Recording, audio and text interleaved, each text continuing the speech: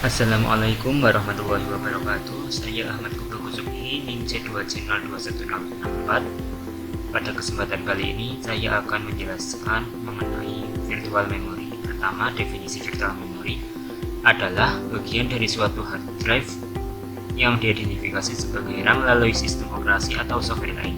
Karena memori hard drive lebih murah daripada RAM tambahan, maka virtual memory adalah cara yang lebih murah untuk memperoleh tambahan memori dan meningkatkan kecepatan operasi aplikasi. Biasanya memori ini halamannya akan diarahkan ke hard disk.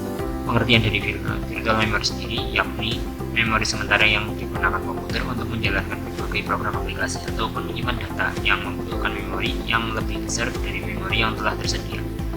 Program ataupun data yang tidak dimasukkan pada memori asli RAM akan disimpan ke dalam sebuah packing file.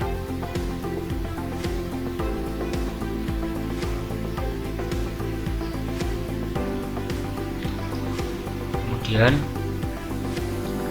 fungsi-fungsi dari virtual memory. Yang pertama, menangani kelebihan atau beban RAM.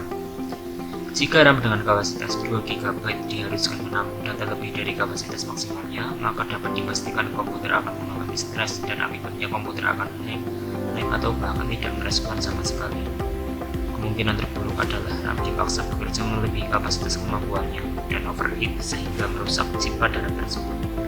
Oleh karena itu, virtual memory berperan aktif dalam menangani kelebihan beban tersebut. Kapasitas virtual memory diambil dari kapasitas hard disk drive. Bahkan sistem operasi Linux mengharuskan komputer memiliki partisi swap untuk virtual memory. Kapasitas partisi swap biasanya 2 kali lipat dari kapasitas RAM fisik. Misalnya jika RAM yang terpasang berkapasitas 2 GB, maka kapasitas partisi swap yang harus diatur idealnya sekitar 4 GB. Yang kedua, berperan sebagai RAM cadangan, tapi tidak menggantikan fungsi RAM. Secara umum, RAM berfungsi menyimpan data yang akan diproses oleh prosesor atau data dari aktivitas yang sedang berjalan. Dengan adanya virtual memory, bukan berarti komputer tidak membutuhkan RAM. RAM masih sangat dibutuhkan saat proses booting. Tanpa RAM, komputer tidak akan dapat masuk mode booting. Hal tersebut masuk akal karena keberadaan RAM lebih dulu diperiksa oleh ROM saat pertama booting. Sedangkan virtual memory terletak di hard drive atau salah satu partisi hard disk drive. Tanpa hard disk drive, komputer masih tetap bisa berfungsi. Yang ketiga, menyimpan data dari RAM, tapi tidak meneruskannya ke prosesor. Sebut saja virtual memory ini sebagai memori cadangan yang hanya membantu mengurangi kekurangan kapasitas memori, namun tidak seperti RAM. Virtual memory tidak meneruskan data yang disimpan untuk diproses oleh prosesor. Jadi, saat data yang disimpan di virtual memory akan diproses, virtual memory akan meneruskannya ke RAM dan RAM akan meneruskannya ke prosesor. Begitupun dengan data yang ada di dalamnya, tidak bisa diakses layaknya data. Bahkan di sistem operasi Linux menempatkan virtual memory pada partisi dengan file system yang khusus bernama swap. Jadi partisi lain selain swap tidak akan dijadikan ruang untuk virtual memory pada sistem operasi Linux.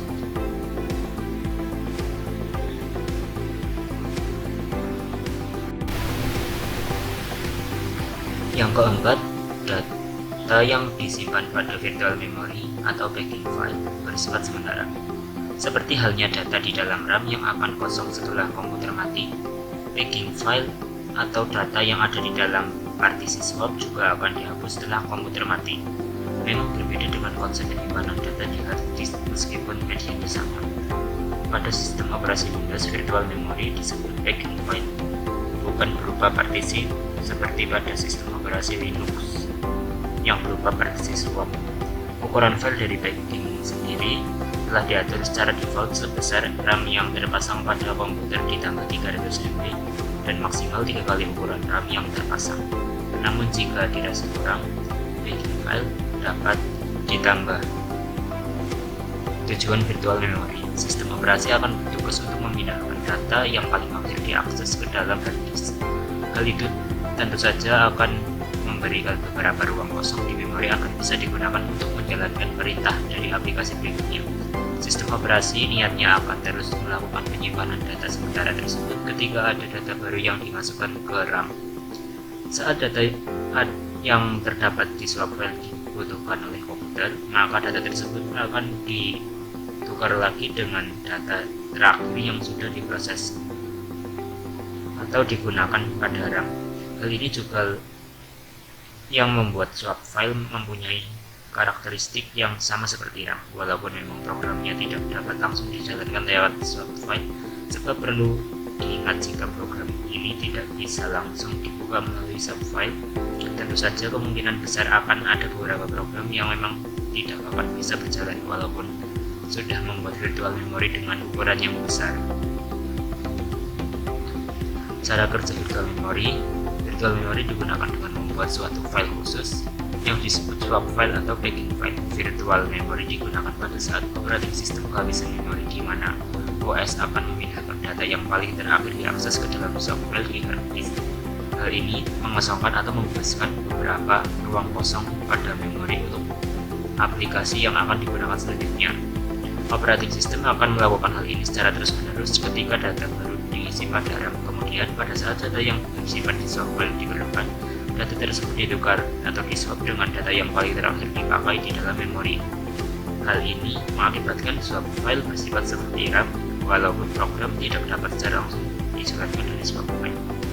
Satu hal yang perlu dicatat bahwa karena operating system tidak dapat secara langsung menjalankan program dari swap file, beberapa program mungkin tidak akan berjalan walau dengan swap file yang besar jika hanya memiliki RAM dengan ukuran yang kecil.